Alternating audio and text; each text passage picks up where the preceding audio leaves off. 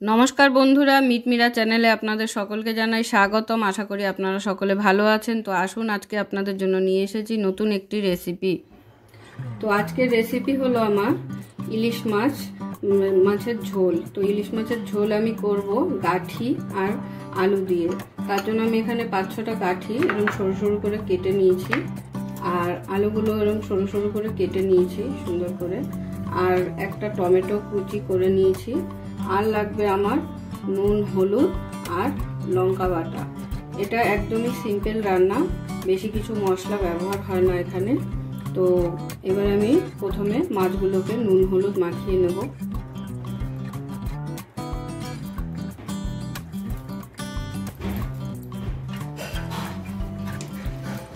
নুন হলুদ মাখানো আমার হয়ে গেছে।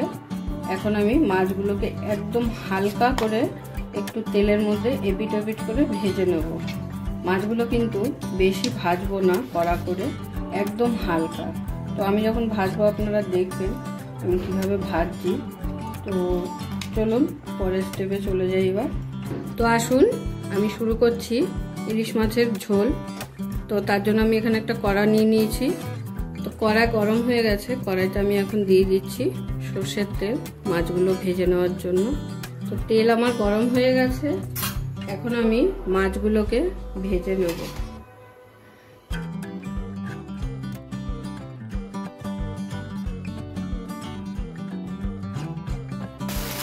আপনারা দেখলেন আমি কতক্ষণ মাছগুলোকে ভাজলাম, তেলের মধ্যে দিলাম আর তুলে নিলাম। তো ঠিক এইভাবেই মাছগুলোকে হালকা করে ভেজে নিতে হবে। তো দেখুন, একদমই তেলে শুধু এপিট ওপিট করে নেড়ে নিয়ে নামিয়ে দেওয়া। এখন আমি ফোড়নের জন্য দিয়ে দিচ্ছি সামান্য পরিমাণ কালো জিরে। এবারে গাঠিগুলোকে দিয়ে দিই,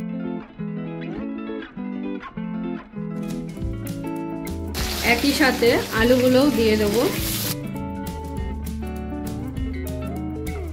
এরপর দিয়ে দিচ্ছি টমেটোটা। এবারে এই তিনটেকে ভালো করে একটু ভেজে নেব লাল লাল করে। ভাজার সময় হালকা লবণ দিয়ে দিলাম। তো হালকা লাল করে আমার ভেজে নেওয়া হয়ে গেছে গাঠি আর আলুটাকে, দেখতেই পাচ্ছেন। বেশি কিন্তু ভাজিনি, হালকা লাল করে ভেজেছি। তো এরপর আমি দিয়ে দেবো মশলাগুলো এক এক করে। প্রথমেই দিয়ে দিচ্ছি কালারের জন্য হলুদ আমি এখানে 1.5 চামচ দিলাম। কাঁচা লঙ্কা বাটা, এই তরকারিটা কিন্তু কাঁচা লঙ্কা বাটার উপরেই করব। কোনো শুকনো লঙ্কার গুঁড়ো টুড়ো আমি কিছু এখানে অ্যাড করব না, কারণ এই রান্নাটা একদমই হালকা আর পাতলাভাবে হবে ঝোলটা। এখানে কোনো মশলা সেরকম পড়বে না। আর একটু দিয়ে দেবো জিরে গুঁড়ো আমি 1 চামচই দিলাম, বেশি দেব না। তো দেখতেই পারলেন আমি কি মশলা এখানে অ্যাড করলাম। একদম সামান্য মশলা দিয়ে এই তরকারিটা হয়, খেতে খুবই স্বাদ হয়। ইলিশ মাছ দিয়ে গাঠি দিয়ে ঝোল পাতলা করে। অবধি আপনারা গাঠি দিয়ে ইলিশ মাছের ঝোল খাননি, অবশ্যই একবার ট্রাই করবেন। আশা করি আপনাদের ভালোই লাগবে। তো মশলাটাকে ভালো করে গাঠি আলুর সাথে কষিয়ে নিলাম। মশলা কিন্তু কষে গেছে, দেখুন গাঠি আলুর গা দিয়ে তেল ছাড়তে শুরু করে দিয়েছে, তার মানে আমার মশলাটা ভালোভাবে কষে গেছে। এখন আমি সামান্য পরিমাণ জল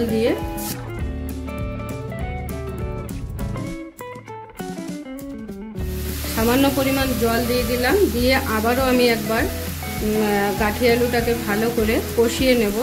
এতে কি হবে, গাঠি আলুর মানে যে শুকনো শুকনো মশলাটা ছিল সেটা একটু জল দিয়ে কষিয়ে নিলে সে রান্নাটার স্বাদই খুব আলাদা হয়, অন্যরকম হয়।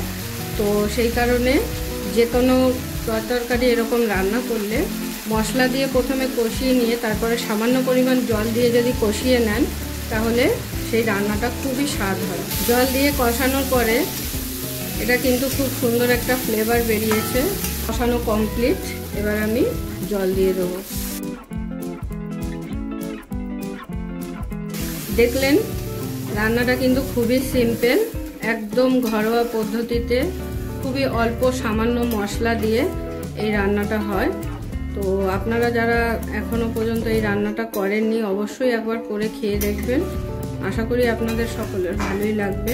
এবারে ঝোলটা ফুটে উঠলে আমি মাছগুলো এর মধ্যে দিয়ে দেবো।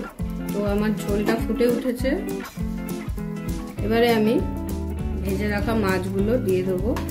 আর মাছগুলো দেখলেন আমি কিন্তু বেশি ভাজিনি, একদমই অল্প পরিমাণে ভেজেছি, মানে তেলের মধ্যে দিয়েছি আর উল্টে পাল্টে নামিয়ে নিয়েছি।